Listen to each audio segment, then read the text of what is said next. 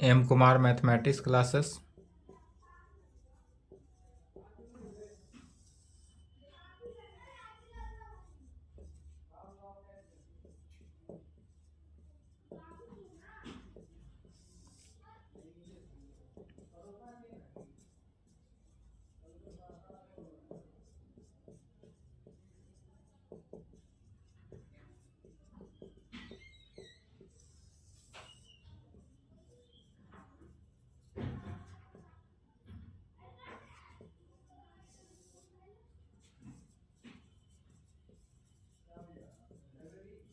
Paper 6 group B, ring integral domain and field. इसमें चल रहा है चैप्टर फर्स्ट सेक्शन 1, थ्योरम चल रहा था। थ्योरम 1 हुआ था, दूसरा थ्योरम लिखेंगे।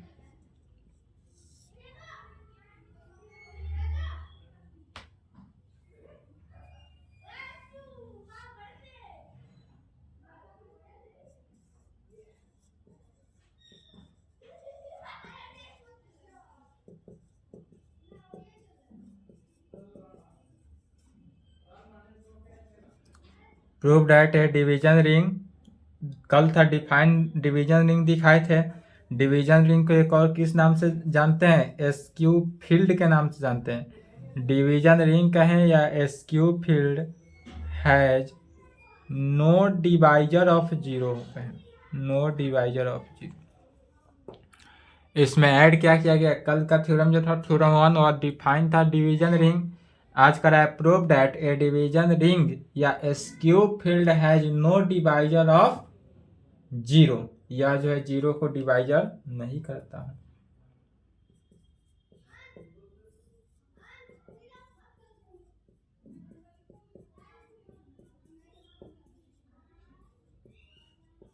बाईस 24 के लिए इम्पोर्टेंट है।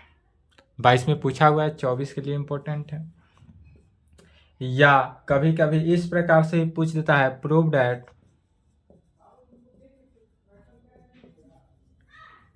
Every commutative division ring is an integral domain. या क्या लिख सकते हैं? Prove that every division ring, every division ring कहें या एवरी ब्रैकेट में commutative division ring is an integral domain हो, तो दोनों का बात एक है। यदि एग्जाम में ऐसा पूछे तो भी लिखेंगे या ऐसा पूछे तो भी, दोनों अगर क्वेश्चन रहे तो एक ही आंसर लिखना है, ठीक है। लेकिन अधिकांशतः चांस है इस प्रकार से पूछने का, prove that a division ring या skew field has no proper divisor of zero.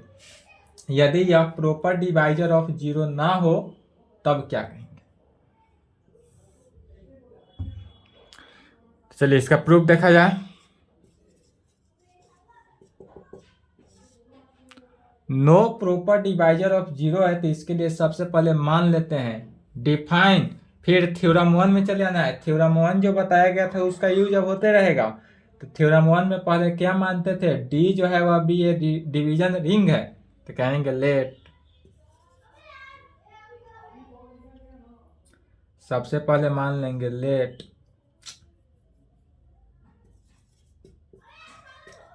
D be a division ring. D जो है वह क्या है? डिवीजन रिंग है, या इसी को एसक्यू फील्ड भी कह सकते हैं।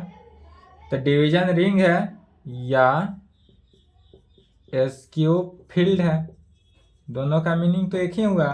तो इसलिए by definition of division ring के, इसलिए by definition of division ring, division ring के डिफिनीशन से क्या कह सकते हैं? तो जो डिवीजन रिंग का डिफिनीशन था, डिवीजन रिंग का डिफिनीशन थ्योरम 1 में क्या लिखे थे? D is a ring contain unity element, D is ring containing, containing इस प्रकार से लिखेंगे, कंटेनिंग यूनिटी एलिमेंट, यह यूनिटी एलिमेंट को कंटेन करता है, डेट इज 1 जो है वह किसका, डी का एलिमेंट होगा। D is ring containing unity element, that is 1 D का एलिमेंट होगा। And every non zero element of D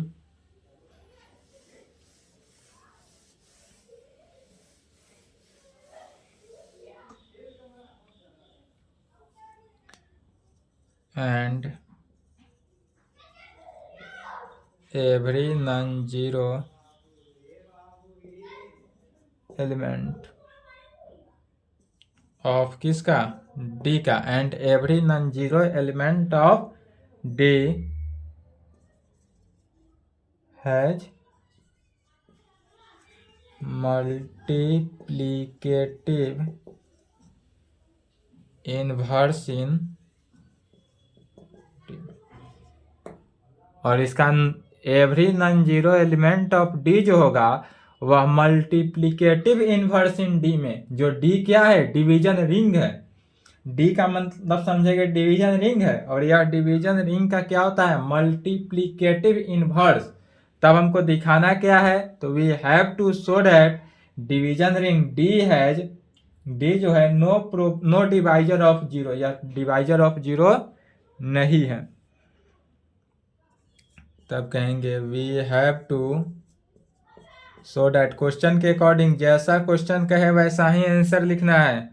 अगर इस प्रकार से रहे फर्स्ट वाला तो लिखेंगे we have to so that D has no proper divisor of zero, और यदि इस प्रकार से रहे तो लिखेंगे we have to so that D is an integral domain. तो फर्स्ट वाला चूंकि आने वाला है तो फर्स्ट वाला पर लिखेंगे we have to so that D has no divisor of zero. जैसा क्वेश्चन रहे वैसा ही आंसर लिखेंगे। तो क्वेश्चन से लिख लिए, इसमें दिखाना है कि यह जीरो डिवाइजर नहीं है। तब कहेंगे for this we show that,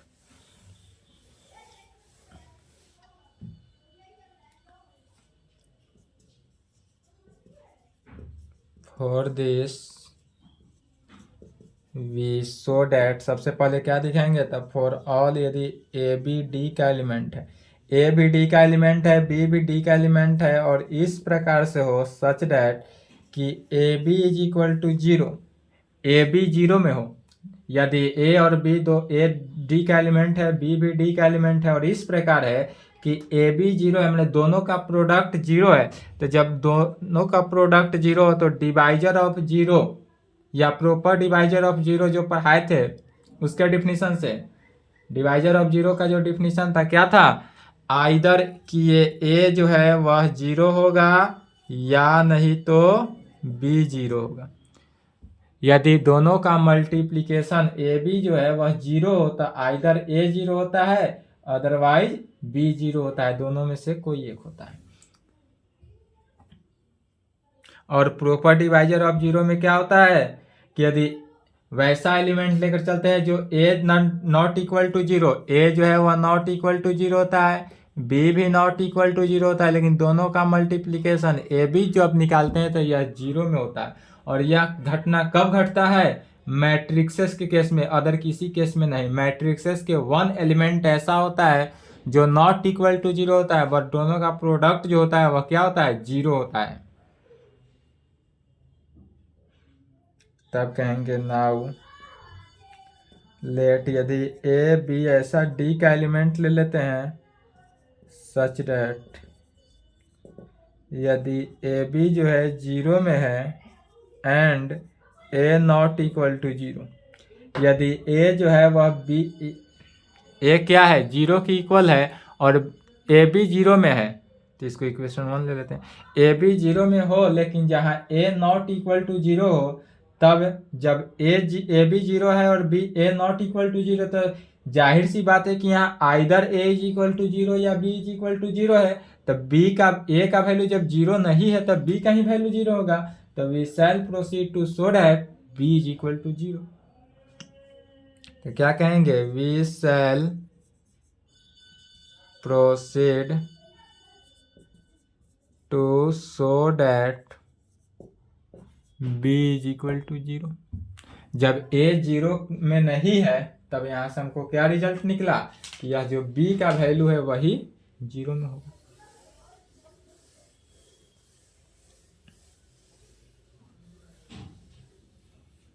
तो b 0 में होगा तब क्या कहेंगे, since a not equal to 0, और यह किसका, d का एलिमेंट, a जो है वह 0 में नहीं है और a किसका एलिमेंट है, d का एलिमेंट है, एंड साथ साथ d is a division ring, और d जो है वह क्या है, डिवीजन रिंग है। तो जब d डिवीजन रिंग है इसलिए कह सकते हैं this non zero element, this non zero element, this non zero element A D का एलिमेंट हो, हैज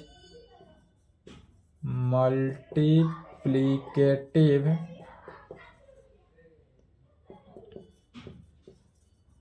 इन्वर्सन, और इसका क्या हुआ, मल्टीप्लिकेटिव इन्वर्स इन डी में होगा।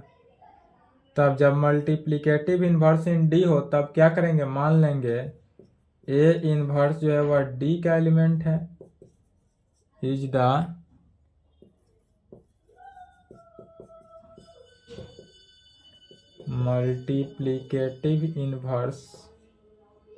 मल्टीप्लिकेटिव इन्वर्स ऑफ किसका, ए का, जो ए नॉट इक्वल टू 0 हो, और यह ए किसका एलिमेंट है, डी का। ए जो है वह नॉट इक्वल टू 0 होगा और ए जो है वह डी का एलिमेंट है, और डी क्या है, तो डी जो है वह डिवीजन रिंग हो, और यह इस प्रकार से होगा सो डैट कैसा कि मल्टीप्लिकेटिव इन्वर्स है। तो मल्टीप्लिकेटिव इन्वर्स में क्या जानते हैं, ए को ए इन्वर्स के साथ मल्टीप्लाई करे या ए इन्वर्स को ए के साथ मल्टीप्लाई करे, या ऑलवेज 1 के इक्वल होता है।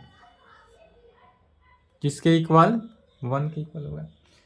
फिर यदि ए इन्वर्स जो है, ए इन्वर्स क्या है, मल्टीप्लिकेटिव इन्वर्स है, और यह यदि इक्वेशन 1 के लेफ्ट हैंड साइड को कंटेन करेगा, तो इक्वेशन 1 का लेफ्ट हैंड साइड क्या है, ए बी लेकर चल रहे हैं, तो इक्वेशन 1 के ए बी से चलेंगे, कहेंगे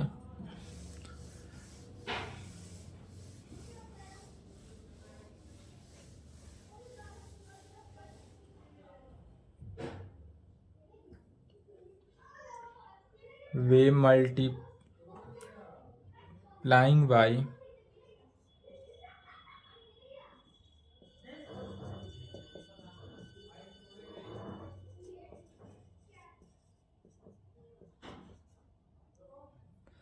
ए इन्वर्स क्या है, तो मल्टीप्लिकेटिव इन्वर्स लिख भी सकते हैं, नहीं भी लिख सकते हैं, ब्रैकेट में मल्टीप्लिकेटिव इन्वर्स।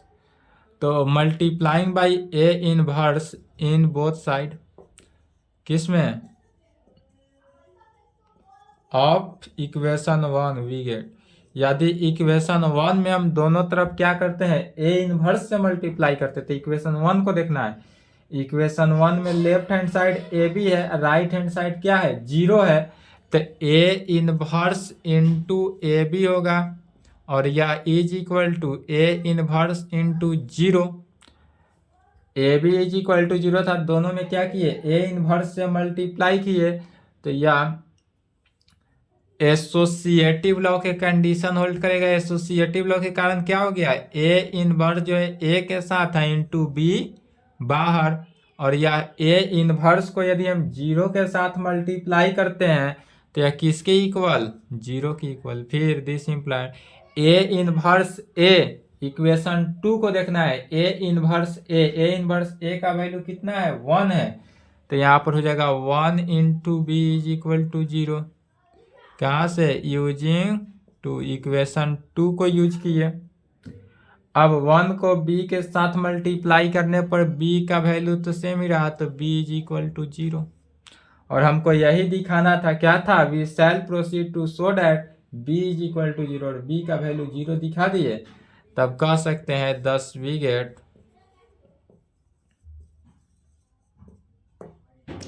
यदि ए बी हमारे पास जीरो हो, क्या हो, ए बी का वैल्यू जीरो हो एंड साथ साथ a not equal to zero, A b तो जीरो में है लेकिन ए जीरो नहीं है, तो यह जाहिर सी बात हुआ कि बी का वैल्यू क्या है, जीरो होगा।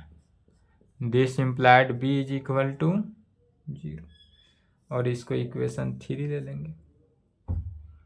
फिर अब ऐसा एलिमेंट लेकर चलेंगे इसी प्रकार सेम जैसे ए के साथ लेकर चले तो कहेंगे अगेन लेट ए बी जो होगा वह डी का एलिमेंट होगा।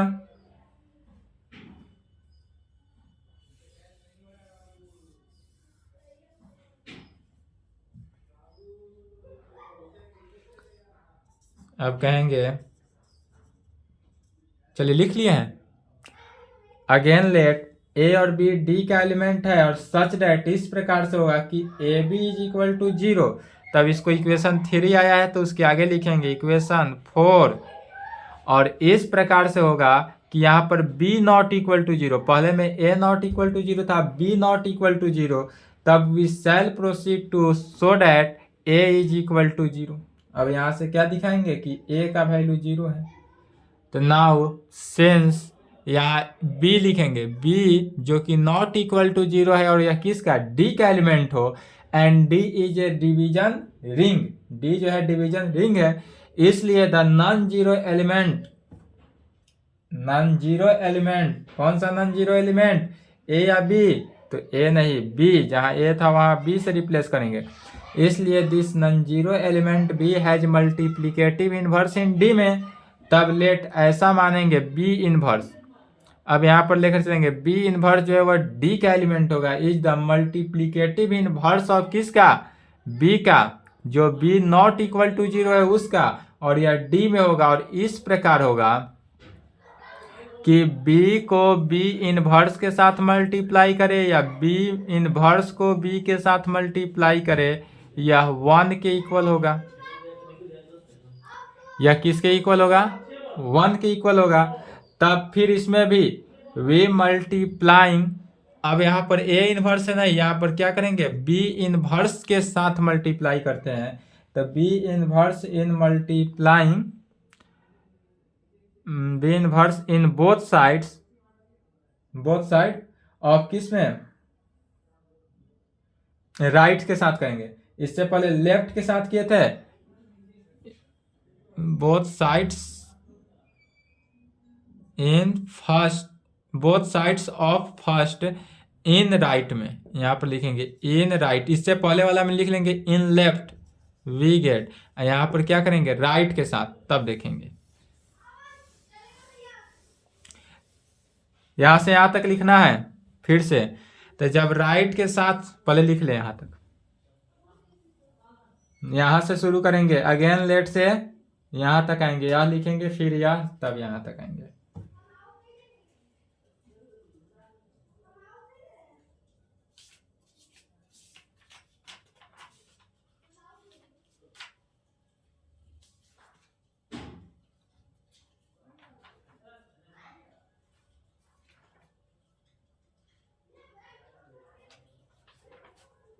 लिख लिए।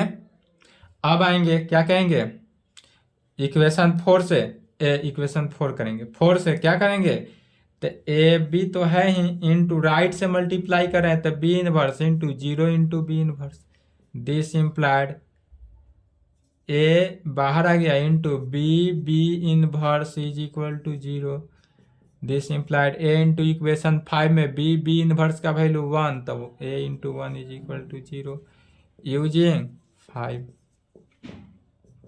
दिस इम्प्लाइड ए का वैल्यू 0।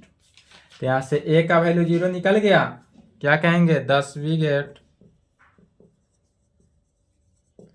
यदि A B is equal to 0 हो and B not equal to 0 हो, दिस इम्प्लाइड ए का वैल्यू 0 होगा। एक बार लेकर क्या चले थे, तो एक बार लेकर चले थे कि ए बी 0 है and A not equal to 0, this implied B का वैल्यू 0, इक्वेशन नंबर 3 था। अब ऐसा एलिमेंट आया, तो यदि a 0 होगा तो b 0 नहीं होगा, b 0 होगा तो a 0 नहीं होगा, इसलिए कहेंगे वी कंबाइन 3 एंड 4 से, इक्वेशन 3 और 4 को कंबाइन जब करेंगे, वी कंबाइन 3 and 6, इक्वेशन 3 और इक्वेशन 6 को जब कंबाइन करेंगे तो क्या रिजल्ट आता है? फॉर ऑल, यदि ए भी डी का एलिमेंट, बी भी डी का एलिमेंट हो, सच डैट ऐसा होगा, कैसा कि A B is equal to 0, this implied either a 0 होगा या नहीं तो बी 0। यदि दोनों का प्रोडक्ट जो है वह 0 हो तो इसका मीनिंग हुआ कि ये ए का वैल्यू 0 होगा, अदरवाइज बी का वैल्यू 0। यही प्रूव करना था, हो गया। इसी में लिख देंगे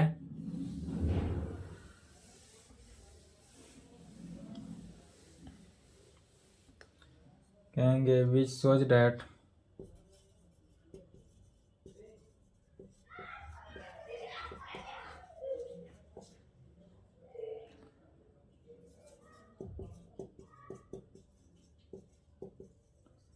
division ring D has no divisor of 0। यही नो डिवाइजर ऑफ 0 का कंडीशन यही होता है, प्रूफ हुआ।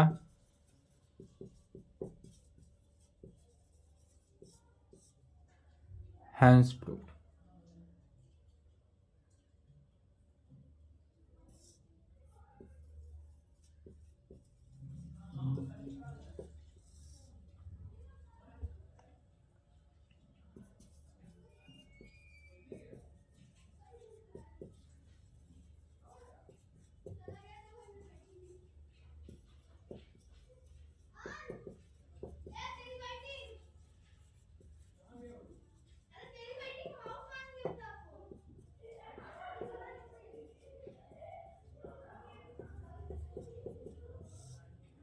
यह भी मोर इम्पोर्टेंट है, prove that every field is an integral domain. प्रत्येक फील्ड जो होता है वह क्या होता है? इंटीग्रल डोमेन होता है, यही प्रूव करना है। Every field is a integral domain, that is क्या हुआ? प्रत्येक फील्ड जो है वह इंटीग्रल डोमेन होता है। तो अब तक जितना दिखाए हैं यहाँ तक दिखाना ही है। थ्योरम 2 जो लिखे हैं इसी को पुनः लिखना है, ठीक है।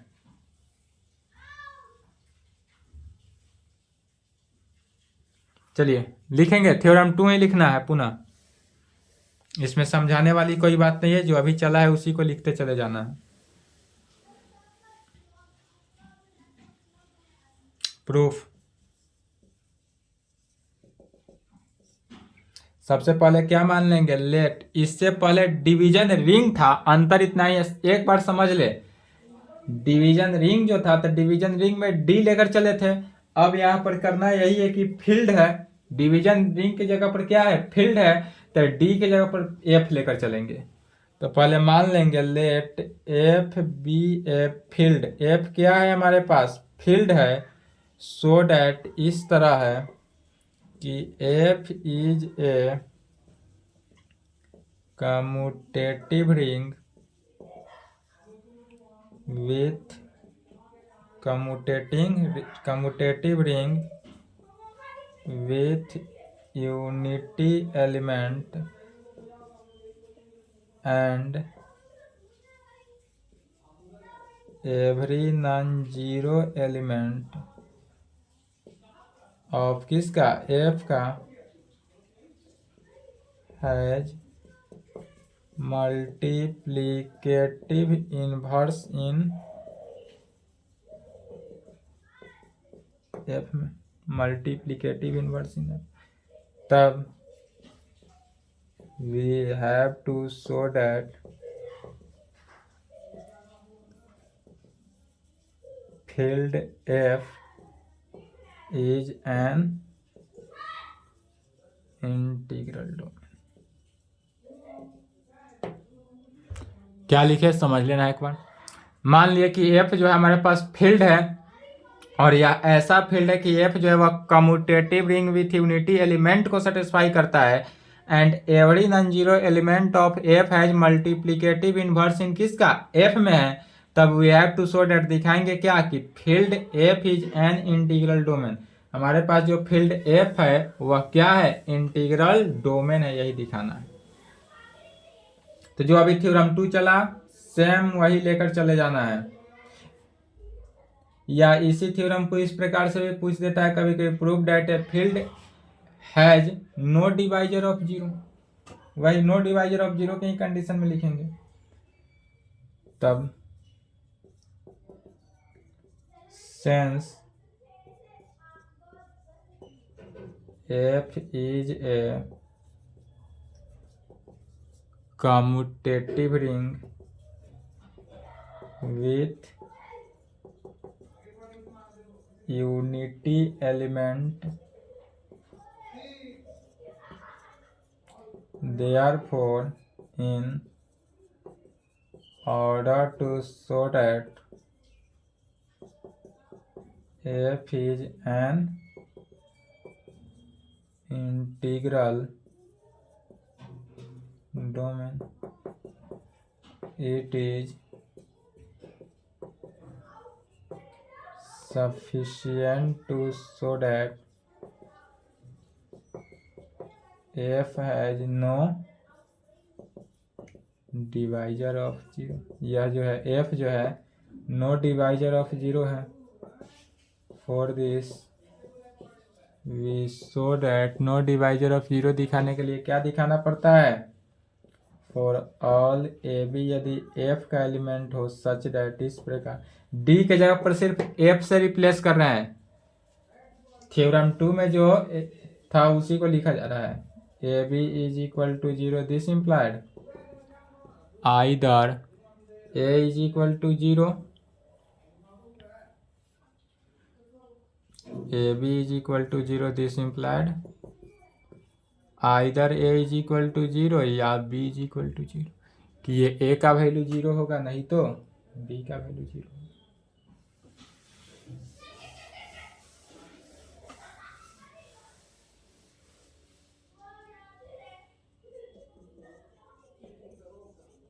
नाउ लेट ए बी यदि f का एलिमेंट हो तब सच डेट, इस प्रकार से होगा कि A B is equal to zero, इसको इक्वेशन फर्स्ट मान लेते हैं, and A not equal to zero, और ए का वैल्यू जीरो नहीं है, तब क्या कहेंगे, we shall proceed to show that b is equal to zero.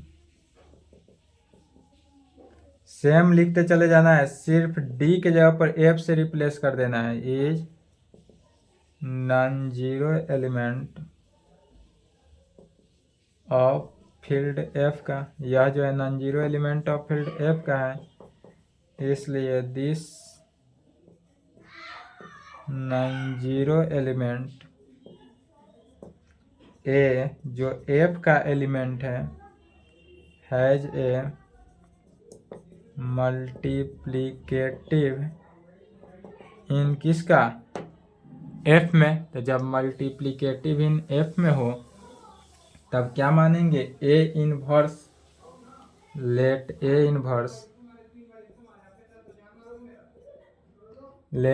Inverse is the multiplicative inverse of a in f में, सो डैट, और यह इस प्रकार से होगा किस, a into a inverse is equal to a inverse a is equal to a में we multiplying by a inverse in both sides of किस में, फर्स्ट इन लेफ्ट से, वी गेट क्या पाए, तो a inverse a B is equal to a inverse into zero, a inverse a into b, 1 into b, using two, same लिखा जा रहा है, b का वैल्यू जीरो, 10 वी गेट यदि ए बी एफ का एलिमेंट हो सच डेट इस प्रकार से होगा a B is equal to 0 this implied either a is equal to 0 या बी इज इक्वल टू 0। इसको इक्वेशन 3 ले लेंगे।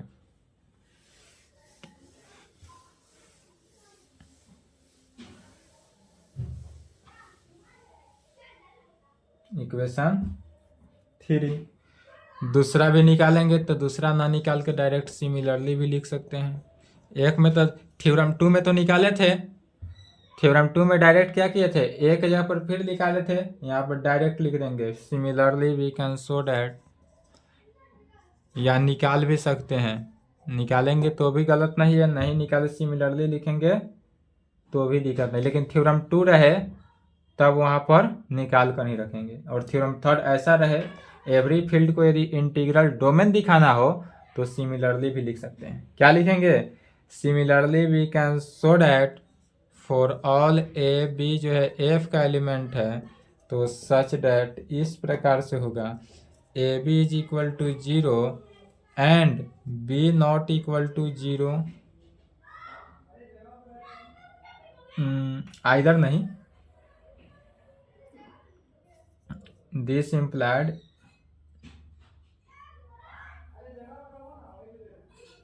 A B is equal to 0 and a is equal to a not equal to 0 this implied तब b का value 0, ये proof हुआ है। And B not equal to 0 this implied a का value 0 होगा, इक्वेशन 4। अब 3 और 4 को कंबाइन करेंगे तो कहेंगे we combine 3 and 4 we get, equation 3 और इक्वेशन 4 को जब कंबाइन किए तो क्या प्राप्त हुआ, फॉर ऑल ए बी यदि एफ का एलिमेंट हो सच डैट तब इस प्रकार से होगा a B is equal to 0 this implied either a 0 या नहीं तो बी 0। अब प्रूफ हो गया, यही डिवीजन नो डिवाइजर ऑफ 0 का कंडीशन सेटिस्फाई हुआ। तब लिखेंगे विच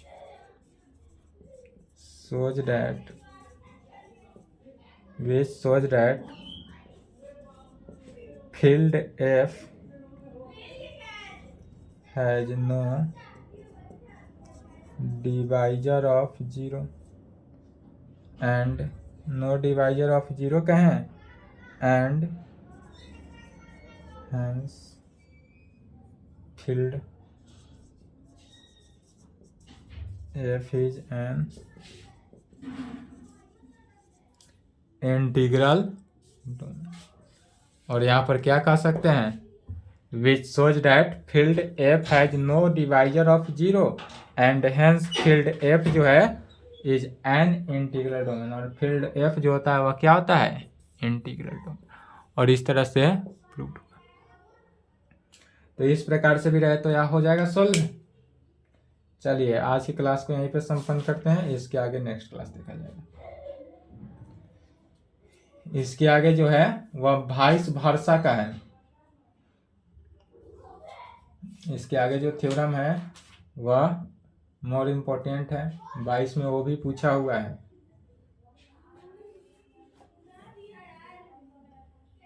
चलिए ठीक है, लिख लिए।